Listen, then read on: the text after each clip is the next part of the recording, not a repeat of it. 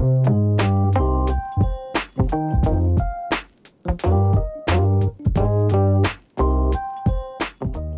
Rebels, my name is Matthew Barton. Welcome to the Rebellion Brewing Podcast. The most popular beer tour in Canada is back. Regina's Hop Circuit is heading into the third year of its existence, featuring 6 breweries including Bushwhacker, District, Malty, Warehouse, Pile of Bones, and Rebellion. Mark Heise joins me to talk about this year's Hop Circuit and all our plans for summer. So let's get into it.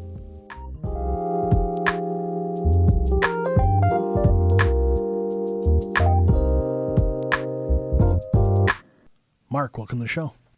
Hey, let's talk about Hop Circuit. That's literally what I have written down on the page. Did you just read it? I did not read it. What are your initial thoughts so far? We're in week 1. What do you think? It feels exciting. A ton of work goes into this over the winter time, lots of planning, lots of, I don't know if negotiating is the right word, but collaborating, right? There's 6 breweries involved. We've got some great sponsors involved. And everyone is super excited and super pumped, but that takes some coordination and effort. It's not just doesn't happen by magic. So, but yeah, when we kind of give the all systems go and the videos pop up and this and that, and people can start coming out, it just seems like, just all of a sudden, lights, camera, action, let's go. But yeah, a ton of work has already gone into it. So I guess that's a long-winded way of saying for me, I don't want to say it feels anticlimactic because literally we're just getting started and, the public seems super stoked, but you and me and some other folks, we've been living and breathing this for months already. Yeah. Yeah. 3 years ago when you announced that this would be a thing that we were going to try to do, I never conceived it would become as big as it has. Yeah, it's been overwhelming. It feels good. It feels validating. Of course, you think every idea you have is amazing and is going to be mega successful, and that just isn't the case. But this one certainly seems to have legs. And I get it, right? People love it. People have been looking for something to do that's affordable, that's easy, that's fun, that's different. And it just kind of checks all of those boxes. It's relatively easy to complete, certainly affordable. There's no upcharging or anything. You can just have a small sample of beer at each place and, keep on trucking, You don't have to pay to register to do the app or anything like that. No, we're not like those other sleazy events and stuff where it's like this, like almost like you just have to pay just for the sake of participating. And I understand that there's costs and all that stuff involved, but that's, I guess if you can't tell by the way I said that, those things always rub me the wrong way. I always try to put my hat on as a customer first, and I don't want to have to pay $30 or $40 just to say that I'm now able to participate and then spend more money. So we worked really hard to keep it as affordable for folks as possible, and I think we've done that. One of the things that we did this year, similar to last year, is a brand new glass. And I wanted to tell people that it was designed by Brian Neufeld from Malty, and I'm trying to get him on the show, but I kind of wanted to unpack that with you. Sure. How did we come upon a glass last year? I don't even remember. Yeah, that's a tough one to remember how that came about. Obviously, there's certainly a demand for really cool looking glassware, high color glassware. Over the last couple of years, it's now possible to get glassware that's, fully wrapped, full color, really beautiful artwork, very collectible, and desirable. People see it when we post those pictures online or in the video, and it's just like, oh my, I need to get my hands on those. And so, you and I, we follow beer social media stuff quite heavily, and you see the influencers and stuff on Instagram losing it over these glassware. So it just made sense to me. I think we kind of designed that one in-house last year, the Hop Circuit glass, which was great. But again, it's not always about us, and I know that there's other people making great stuff and great artists. And so we reached out to Malty and said, hey, can we work with you and your team, come up with what your interpretation of what Hop Circuit means? And I think they knocked it out of the park. Really cool, eye-catching glassware yet again. One of the funny moments I had was taking the glassware to each of the breweries, literally just getting in my vehicle and dropping it off. And I went to the Whacker, and Grant's there, and he goes, I don't get this glass. And immediately he says that to me. One of his younger staff comes up and she goes, oh my God, have you seen these glasses? They're amazing. And she just starts raving about it. And he goes, oh, okay. Yeah, I mean, everyone has different tastes and interpretations of glassware, and some of the more hyper, maybe the old school beer nerds. I'd put myself in that camp with Grant. Him and I used to study to be BJCP judges and all that sort of stuff. But glassware is it's supposed to be very functional and traditional and all that sort of stuff. But glassware kind of has taken on a whole new thing where it can be really fun, really creative, really innovative, and there's a segment of the folks that just they eat that up and love it. So, we I guess at this point, this is our second glass, but the idea is to just kind of mix it up, always have something fresh, something different. Maybe we'll make like I love the dimple mugs. I think those are really cool. That's kind of a cool retro-y throwback thing, but the dimple mugs are hard to put artwork on. So anyways, we'll see. Who knows? And they're hella expensive. Yeah, pretty much. We do try to, that's when we talk about affordability, we don't cheap out on the glassware. These are very expensive glasses. If we were going to sell these glasses, which we don't, which makes them even more desirable, you cannot buy these glasses. Quit asking on social media. You cannot buy one. You got to come here, and unfortunately you have to come here and drink beer, and then we give you a glass. I know it's a really tough deal. I know it's it might take some convincing, but that's how you get a free glass. Come and drink beer. I totally lost where I was there. I have friends who are like bragging about getting last year's glass to their friends who missed it and didn't get it. And they're like, hey, I got it. I got something you don't. There's people that have done it multiple times. They might want a complete set of 4 at home. Quite often people want to have 4 of something, right? For whatever reason, that's a nice number to have at home. Nothing's stopping you from doing it 4 times. You're more than welcome to do so. For a moment, I wanted to just give a shout out to our sponsors. The organizations and the agencies that kind of help us pull this off without being kind of chachi or a wiener about it. But like Tourism Regina has been a huge supporter. Warehouse District Bid with Lisa Gibbons, massive. Tourism Saskatchewan and Tandem X Visuals, they all chipped in massive and helped us out, whether it was video resources or cash or in-kind, just helping us get it done. Yeah, it feels good. That's the way we always like to do business. I think we always kind of, sometimes we get our backs up about the idea of sponsors, even if we sponsor something. It's always kind of corporate-y weird speak. But for us, it's just like, hey, let's all pitch in. We all believe in this. We all think it's a great idea. That's how we like to do business with people that want to work with us and are just as excited about it as we are. It makes it so easy. It makes it so fun. And things just happen, and we don't want to let those people down. We don't want to take that for granted for believing in us. Again, I've worked at other places and they're, it's like, okay, if I can con these goobers into 20 grand, ha ha ha, I pulled one over their eyes like that. Yeah, that's what I think about sponsorships. Sometimes that's when we get that kind of bad taste in our mouth about that term. That's where that comes from. I'm really bad about those application letters. I've literally called someone up on the phone and I'm like, I feel greasy asking you for money. I hate asking for money. We just want to get this off the ground, and we need a little bit of seed capital to start it and get it rolling. Yeah, and we're seeing the results, right? We're seeing people that are making the trip to come into Regina. We're seeing people bring their friends and family when they come to visit. We're seeing other breweries from across Canada wanting to stop in. It's a thing. It's a touristy thing.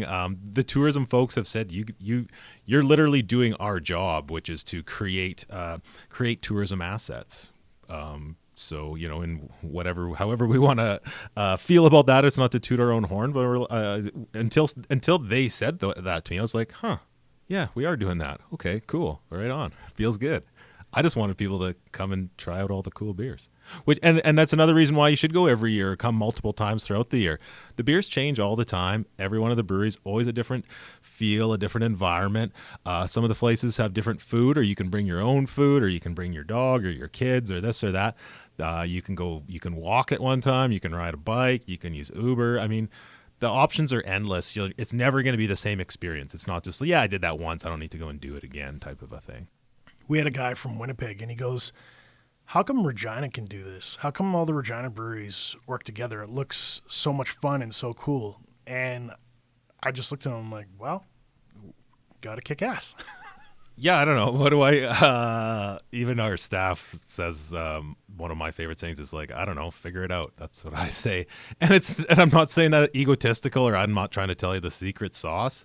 if you believe in something and you're passionate about it and you know that people are going to love it and you're going to work as hard as possible to make it work and to make people love it, it happens. And if you're not willing to do all that work, then don't be surprised that you don't have a hop circuit, I guess is what I would say to friends in Winnipeg and or Saskatoon and or other places that are jealous of Regina. I don't know.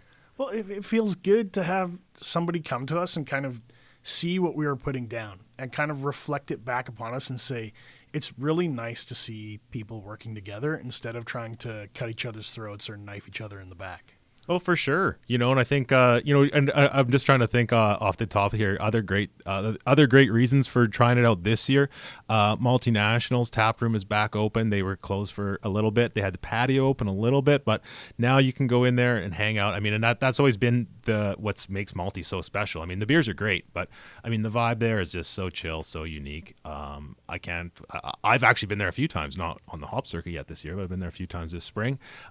District is getting their patio kind of revamped, and they're kind of going to take it up to another notch and stuff.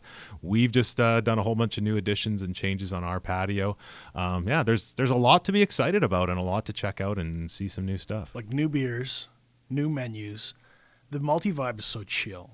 It's so relaxing being in there. And you go into Pile of Bones, and it's so warm and inviting, and the energy is just high. You walk in there, and it's not like we're sad. It's like we're here to party and have fun and love beer. Absolutely. And Warehouse, I tell everyone, Warehouse definitely has one of the best patios in the city.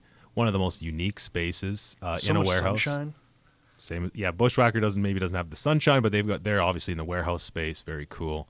Been there since 1991. I mean, wow, that's impressive. So, I mean, Mike's still putting out a pretty good menu.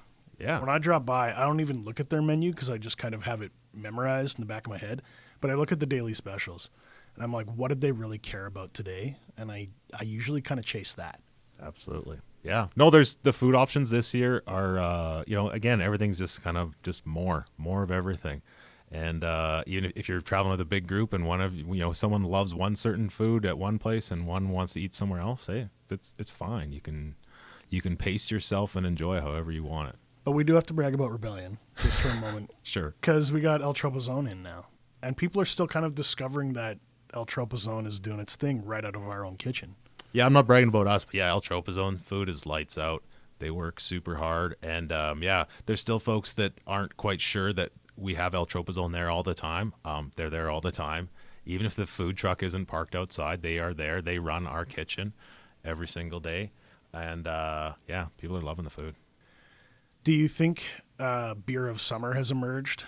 Like, is there a beer on the circuit that you're just like, you know what? You got to check this out. I can tell you, me personally, I'm always looking for crisp, refreshing lagers. I would not turn down a super fresh Hefeweizen, although I have no idea if anyone's brewing one this year or any sort of like fresh, super, super fresh wheat beers.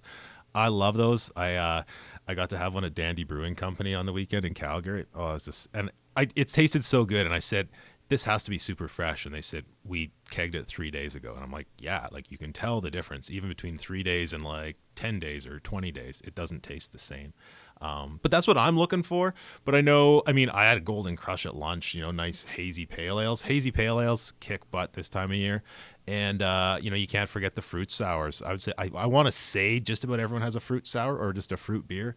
And, again, when they're done right by good craft brewers, they're amazing to enjoy, especially on a nice hot day. So, and they change throughout the year. Always different fruits, always different ideas, always someone's throwing something different into there.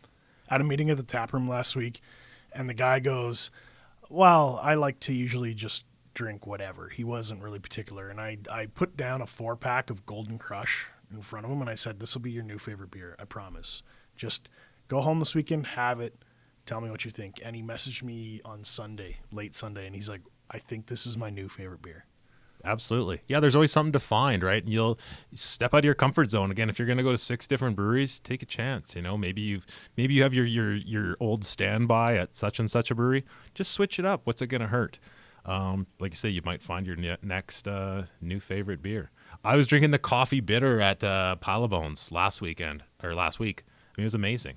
Just fantastic. And, not that I didn't think a coffee beer would be good. I wasn't sure I wanted a coffee beer, in the middle of the week on a nice sunny day. But I was like, no, I really want to try that. That's unique. And it was like, damn, that's fantastic. And I won't tell you how much of it I drank, but I drank a lot of it. And I was perfectly satisfied. And I keep thinking about that beer. I think that's going to be on my list when I finish the hop circuit. Yeah. Well, thanks for your time today, man. I hope we got people excited about it. Again, there's, it doesn't, yeah. Obviously, we're here to market the thing. We really are. We're trying to sell it. But yeah, there's something for everybody. And if you are that seasoned beer geek or beer champion, organize a group. Take your parents or your family or whoever, plan that around it. And I think we just give people the heads up. Just pay attention. Again, think about where you're going to eat. You should eat some food at some point, if you're going to have a few beers. Obviously, plan a safe ride. And there was something else I was going to think of, but I totally blanked out on it. And it runs through till September, so you don't have to rush, and you can always plan a safe ride home. Yeah. I was just going to say, check on everyone's hours. Everyone's hours are just slightly different, so just try to plan accordingly. And a little bit of planning ahead, and you're going to have a great time.